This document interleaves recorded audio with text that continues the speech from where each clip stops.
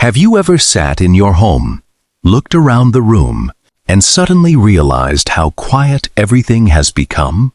The phone is silent. The television is playing in the background, but nobody is talking to you. The people you once saw every day now live in different cities, different countries, or perhaps they are simply living lives of their own.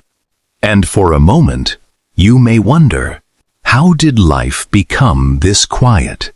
Loneliness can be one of the most difficult emotions to explain. You can feel lonely in an empty house, but surprisingly, you can also feel lonely in a crowded restaurant, at a family gathering, or even surrounded by friends. Loneliness isn't simply about being alone. It is about feeling disconnected. And as we grow older, life can create more opportunities for that feeling. Retirement can change our daily routines. Children may move away. Friends may become less available. A spouse or partner may pass away. Health, transportation, or mobility can make social activities more difficult. And suddenly, the life that once felt full of people can feel much smaller. But here's something important I want you to remember. Loneliness does not mean your life has lost its value. In fact, loneliness can teach us some of the most important lessons about ourselves. Relationships, gratitude, purpose, and the kind of life we still want to create. Today, we're going to explore those lessons. And perhaps, by the end of this video, you won't see loneliness only as something to escape. You may also begin to see it as a message asking, what does my heart need now? When life is busy, we don't always notice what matters most. We have work, appointments, shopping, family responsibilities, bills, travel, household chores. There is always something to do, and because our attention is constantly occupied, we don't always stop to ask ourselves, am I actually happy? Then, one day, life becomes quieter. Perhaps you retire. Perhaps your children leave home. Perhaps your social circle becomes smaller. And suddenly, there is more silence. At first, that silence can feel uncomfortable. But silence can also reveal things that busyness was hiding. You may realize how much you miss meaningful conversations. You may realize that you don't actually need dozens of acquaintances. Maybe you only need 2 or 3 people with whom you can truly be yourself. You may discover that what you miss isn't having people around you. What you miss is connection. There is an important difference. Imagine sitting in a room with 10 people. Everyone is talking. Everyone is laughing. But nobody really listens to you. You can still feel alone. Now imagine sitting with one person who genuinely asks, "How are you really doing?" and then waits for your answer. That single conversation may feel more valuable than an entire evening surrounded by people. Loneliness can teach us to stop counting people and start valuing connections. So, if your social circle has become smaller with age, don't automatically assume something is wrong. Sometimes, life becomes smaller on the outside while becoming deeper on the inside. You may no longer need a large crowd. You may simply need meaningful relationships. This is one of the most important lessons. Solitude and loneliness are not the same thing. Loneliness is the painful feeling of disconnection. Solitude is the peaceful experience of being with yourself. And learning the difference can change the way you experience your later years. Think about a quiet morning. You make yourself a cup of coffee or tea. You sit near the window. Maybe you watch birds in the garden. You listen to the rain. There is nobody else in the room. But instead of thinking, "I'm alone," you think, "I have a peaceful morning." That small change in perspective can be powerful. Being alone can give you something that busy social life often takes away: space to hear your own thoughts. You can read. You can walk. You can garden. You can listen to music. You can write. You can pray or reflect if that is meaningful to you. You can simply sit quietly. You don't always have to fill every empty moment. Some silence is healthy. Some solitude is restorative. The goal isn't to avoid being alone.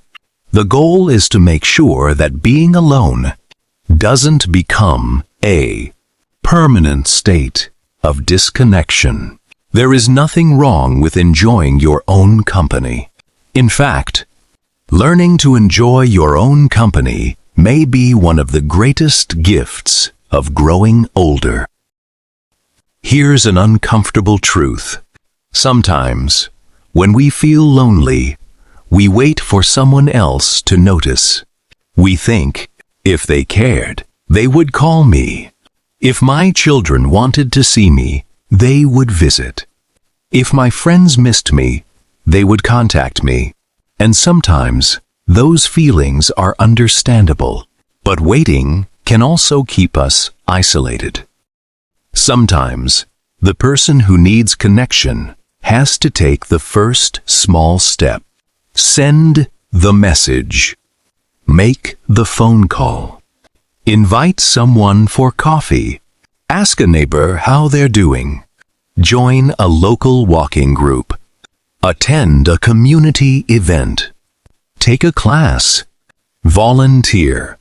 Even if the first attempt feels awkward, it doesn't mean you failed. Relationships often begin with very ordinary moments. Would you like to have coffee sometime?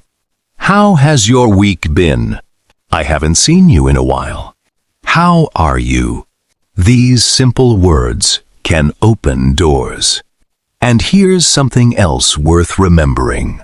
You don't have to build 10 new friendships. Start with one. One conversation. One invitation. One familiar face. One person you can call. Small connections repeated over time can become meaningful relationships. One of the painful parts of aging can be the feeling that your role has disappeared. For decades, you may have been needed. Perhaps you raised children, built a career, managed a household, ran a business, supported a spouse, helped your community. Then retirement arrives. The children become independent. The responsibilities become fewer. And suddenly you may ask, what am I needed for now? That question can be deeply emotional. But here's the truth.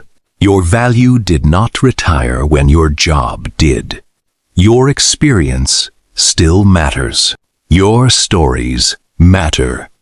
Your patience matters. Your wisdom matters. Your ability to listen matters. You may be able to help someone who is facing a problem you've already experienced. Perhaps a younger person needs advice. Perhaps a neighbor needs help. Perhaps a local organization needs volunteers. Perhaps your grandchildren need to hear stories about your childhood. Perhaps someone simply needs a person who will listen without judging. Purpose doesn't have to look like a career. Purpose can be as simple as making someone's day slightly better. You don't need a title to matter. You don't need a paycheck to contribute. And you don't need to be young to make a difference. Sometimes, your greatest contribution comes from everything you've learned. When something disappears from our lives, we often understand its value more clearly. A conversation, a Sunday family dinner, a friend's phone call, a walk with someone you love, a familiar voice in the kitchen. These ordinary moments may not have seemed extraordinary when they happened every day, but later we realize how precious they were. Loneliness can teach us to appreciate moments while they are still here.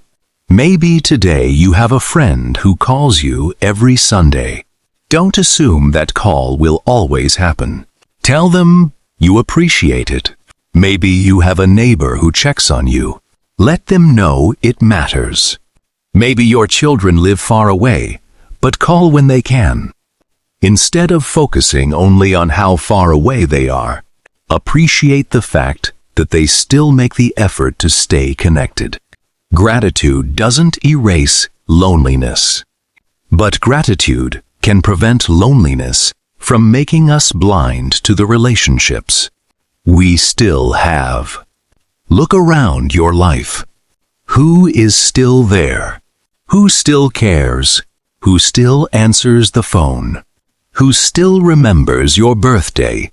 Who still asks whether you're okay? Sometimes we spend so much energy thinking about the people who aren't there that we overlook the people who are. There is a dangerous idea that becomes more common as people grow older. My best years are behind me. Maybe you've thought it. Maybe someone has even said it to you. But your life is not a book that stops when you reach retirement. You are still writing. The next chapter may look different. It may be slower. It may be simpler. But different does not mean meaningless. Maybe you've always wanted to learn photography. Start. Maybe you want to learn a language. Begin with 10 minutes a day. Maybe you want to travel somewhere you've never been. Research the destination. Maybe you want to write down your life story for your grandchildren. Write the first page. Maybe you want to reconnect with an old friend. Send the message. You don't need to completely reinvent your life. You only need to give yourself permission to begin something new. And don't underestimate small beginnings. A new hobby can introduce you to new people. A weekly class can create routine. Volunteering can create purpose. A walking habit can improve both your day and your opportunities to interact with others. The goal isn't to become a different person. It's to continue discovering who you can become. Loneliness can also teach us something painful. Not every relationship lasts forever. Some friendships naturally fade. People move. Priorities change. Families evolve. Sometimes people we love die. And sometimes relationships simply become different. This can be difficult to accept. We may spend years trying to recreate the past. Why can't things be the way they used to be? But life doesn't always move backward. Sometimes the healthiest thing we can do is honor the past, without demanding that it return. Remember the good years. Be grateful for the people who were part of them. Keep the memories. But allow yourself to move forward. You don't betray the past by creating a new future. You honor the past by continuing to live. Many older adults are reluctant to admit loneliness. They may worry that saying it makes them look weak. But loneliness isn't a character flaw. It is a human experience. And admitting it can be the first step toward changing it. Imagine telling someone, "I've been feeling a little lonely lately. Would you like to have coffee sometime?" That's not weakness. That's courage. You are identifying a need and doing something about it. If loneliness has become persistent, overwhelming, or connected with sadness or loss of interest in everyday life, don't carry it entirely by yourself. Talk with someone you trust. Consider speaking with a healthcare professional or counselor. Asking for support is not giving up. It is taking care of yourself. We ask for help when our car breaks down. We ask for help when the roof leaks. We ask for help when we can't carry something heavy. Our emotional lives deserve the same attention. We sometimes imagine that solving loneliness requires a dramatic change. Move to a new city. Make 10 new friends. Join a huge social organization. Travel around the world. But connection doesn't always begin with something big. It can begin with something incredibly small. Say hello to the person at the local cafe. Talk to your neighbor. Call a relative. Attend the same community activity each week. Smile at someone on your morning walk. Ask someone about their day. The beautiful thing about repeated small interactions is that familiarity grows. The person who was once a stranger becomes someone you recognize. Then, someone you recognize becomes someone you greet. Then someone you greet becomes someone you talk to. And eventually, that person may become a friend. Human connection often grows slowly. Don't dismiss small beginnings. A single conversation may not change your life, but hundreds of small conversations can change the feeling of your life. There is another beautiful thing about growing older. You carry decades of stories inside you. Places you've visited, people you've loved, mistakes you've made, lessons you've learned, funny moments, difficult moments, victories, failures, family traditions, stories from childhood. These memories are part of who you are, and sharing them can create connection. Tell your grandchildren about your first job. Tell a younger family member what life was like when you were their age. Write down your favorite family stories. Create a photo album and add the stories behind the pictures. Record your memories. Don't assume that younger generations aren't interested. They may not ask today, but years from now, they may wish they had those stories. Your memories can become a bridge between generations. And sometimes, when you share your story, you discover something surprising. Your past can become useful to someone else's future. Sometimes we tell ourselves, "I'll be happy when my family visits, when I have more money, when my health improves, when I travel, when someone calls, when life becomes easier." But life rarely becomes perfectly arranged. There will always be something missing, something uncertain, something changing. So instead of waiting for perfect circumstances, look for meaningful moments inside imperfect ones. A sunny afternoon, a warm cup of tea, a good book, a favorite song, a phone call, a walk outside, a meal shared with someone, a laugh, a beautiful sunset.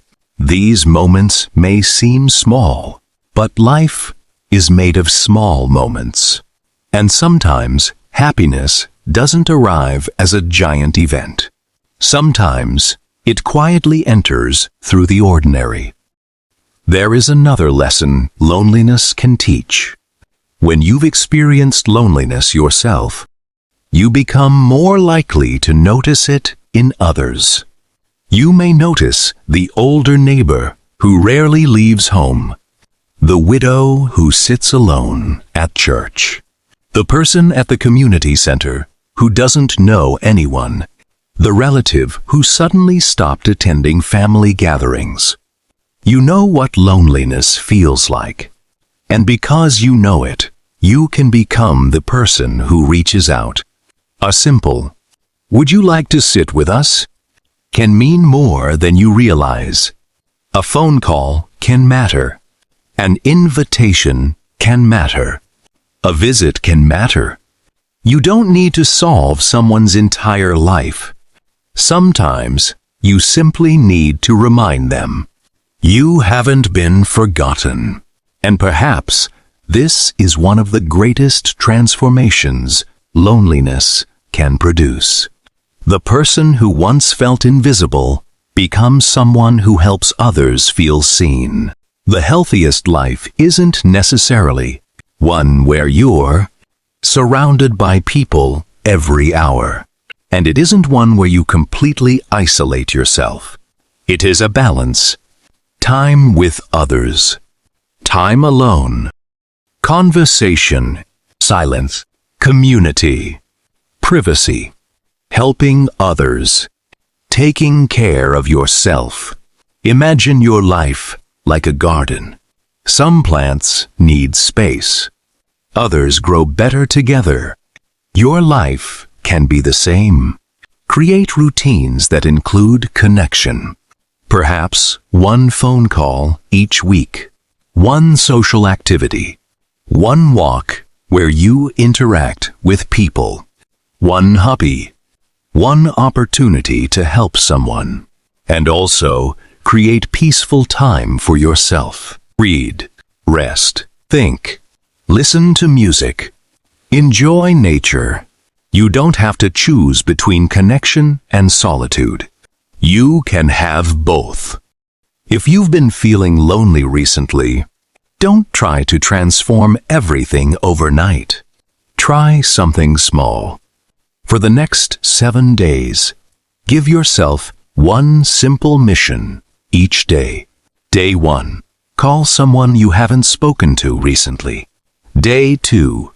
Go outside for a walk, even if it's short. Day 3. Have a conversation with someone instead of only exchanging greetings.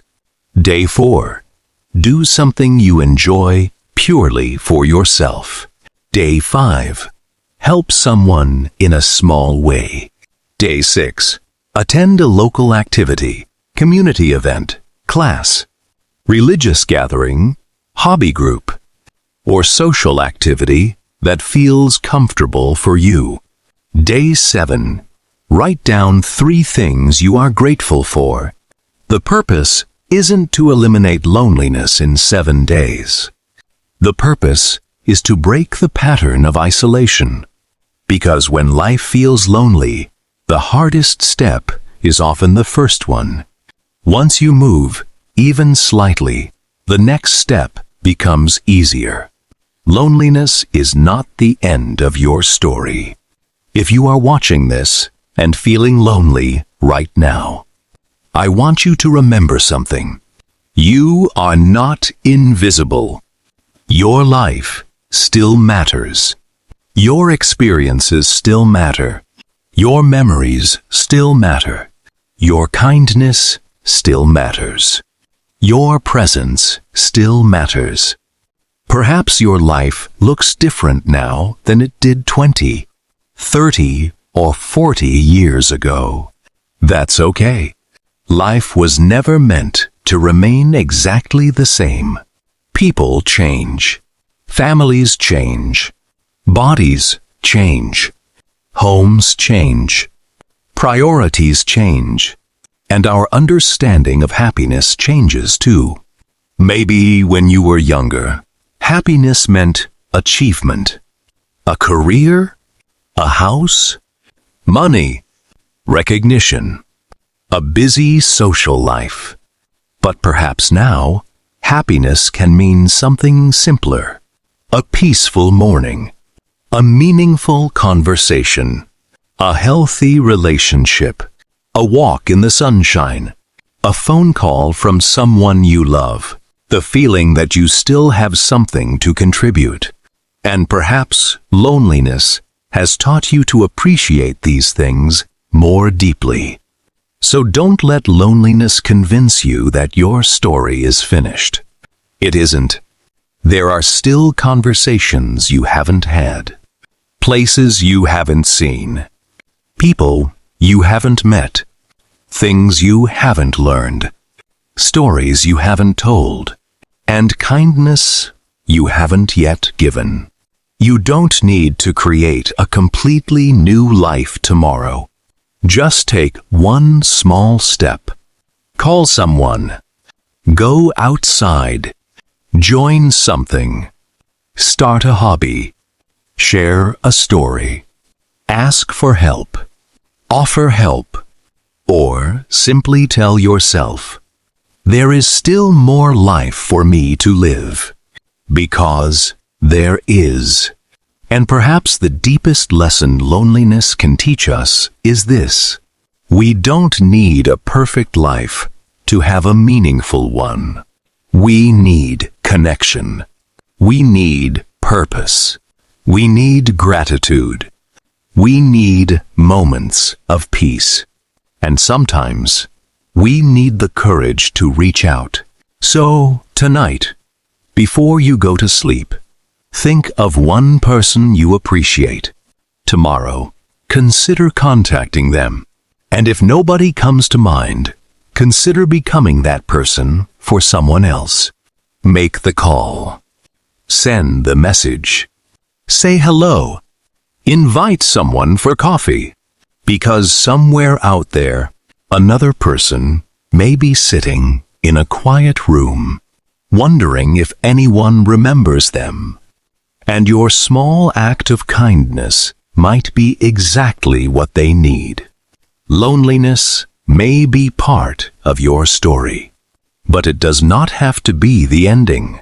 Your story is still being written, and there may still be beautiful chapters ahead.